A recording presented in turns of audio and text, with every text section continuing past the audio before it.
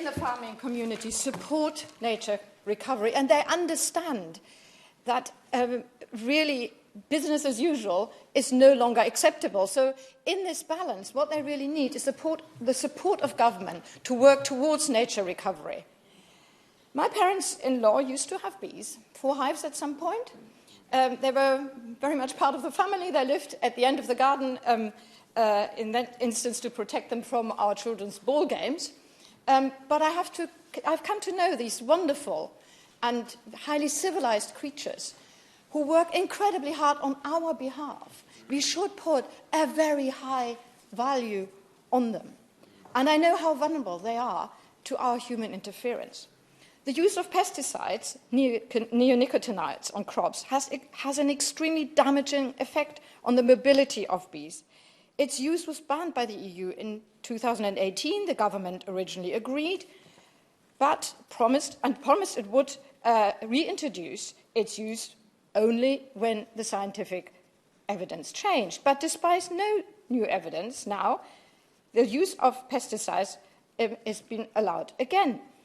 The government should make the protection of our wildlife and the environment a priority rather than going back on its words. And the government is using Brexit not as it likes us to believe for the advantage of people in our environment, but quite the opposite, removing important decisions for its protection.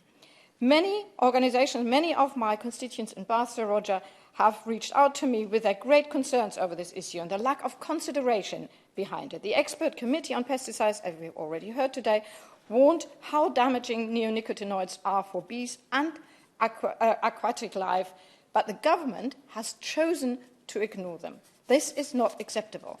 In April 2021, I asked the Secretary of State for DEFRA whether government encouraged the use of alternatives to neonicotinoids, to which the answer was that the government was completely committed to reducing the use of pesticides. But in the same session, 10 minutes later, the Secretary of State said, until a suitable alternative to neonicotinoids is found, the government will continue to grant dispensations to the use of it.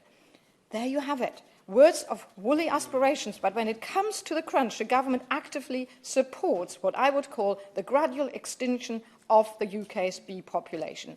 The long-term harmful effects of this careless attitude will be felt by all of us, as it has huge implications on our food supplies. It is paramount that this government wakes up and imposes much tighter restrictions on the use of neonicotinoids rather than standing by and be complicit in the degradation of our wildlife and the quality of our environment and the long-term security of our food supplies. Thank you.